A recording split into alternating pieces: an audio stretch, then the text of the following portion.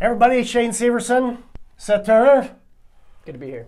Tips Tuesday. We're just joining with you here, Team Severson, and we want to talk a little bit about the rental market, which is kind of crazy. We're kind of in a different age bracket, you and I, right? So especially with this, you got this cool little, he's got this cool little outfit going on, and I got this old man shirt on, so I'm not sure what that's all about. But anyway, in all seriousness, what's interesting about young professionals today, they're making pretty good money out of college, some of them making really good money. Yeah. And seems like the culture and the trend today for young professionals is to rent. It's just like a cultural thing that they don't want to buy. Can you talk to us about why that is and if that's a good idea to rent? Talk to me about that. Yeah. So, I mean, I think there's a few reasons I've seen. There's probably more, but I think some of the things I've seen is there's kind of a culture of not wanting to feel tied down. Okay. Right? If I rent, I have the freedom to do whatever I want to do. It's kind of the conversation, right? Sure. If I rent, I'm not tied down by owning a home, owning something that holds me back. Because people want to travel and they want to do all these other things. That's a lot of what I've heard is I want to travel, so I don't want to buy. What's interesting, just real quick about that, in people my age, right? We held a job for 30 years or whatever. I've been in the same place for 20 some years. With technology and everything else, you can travel, you can work remote. I didn't have a computer when I started in real estate, so like crazy. Literally, just culture has changed, right? Technology has changed, so that's a great point to think through that. Yeah, I think that's one contributing factor. I think another one might be there's kind of a stigma where renting is cheaper than buying. So people still believe that? I think people still full-heartedly believe that renting is cheaper than buying. Yeah. I don't want to buy a home. It's kind of because it's more expensive. I'll have to put $50,000, $75,000 down. It's going to be so much money. I don't have that kind of money. I need to save for 10 years to buy a house. That's the conversation. Okay. And I think we've actually had a couple conversations with, I'm floored that people think you need that to buy a house. You don't need that much money to buy a house, we promise. Unless you're an investor, but that's different. So, I mean, today I have a fun chart to kind of go over home price versus rent. It's tracked since 1982.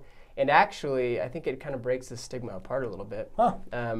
We've got, let's see if I'll get it kind of close here. So the solid line is going to be your median rent, and your dotted line will be your price. But I'll get that kind of close for you to see. And so if you look at that chart, we've got, this chart shows that average rent price actually is hand in hand, if not a little bit higher than average mortgage price. Crazy. Isn't that wild?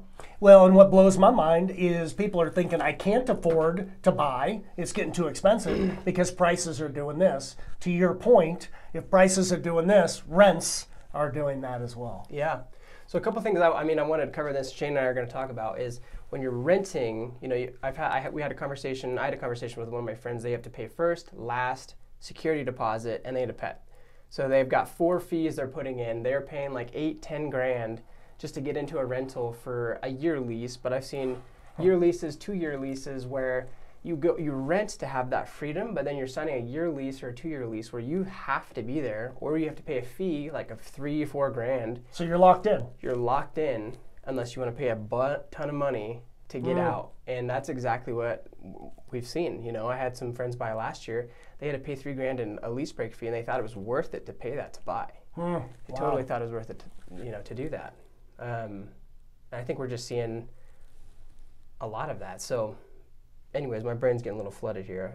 Any other thoughts? It's a lot of information. Yeah. No, I think it's good. I think that's great information. I think if you are still looking to rent, it's interesting. You've got friends that you're talking about that are breaking leases to get into that. You've got friends that are renting, paying 10 grand to get into a rental, and I've got kids at 17, 18, 19 years old buying their first home for that amount of money that they're, and he says, okay, I don't want to stay there any longer, to your point, so he sticks a renter in, making $60,000, $70,000 a year on his property, and he's not locked in. He sticks a renter in and he moves on, right? He whatever he wants to do. So I think if you're a renter right now, please, please, please listen to two people who care about you. Yes. If you're still renting, you really, really need to buy. There is no reason why you should be renting.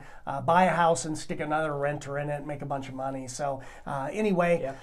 Take our advice, figure it out. You don't need that much money to buy. We look forward to having those conversations. Yeah. So God bless. We will see you next Tuesday where we start breaking down the market and why it is so insane. Yeah. I'm anxious to jump into that. We'll see you next time. Thanks. See ya.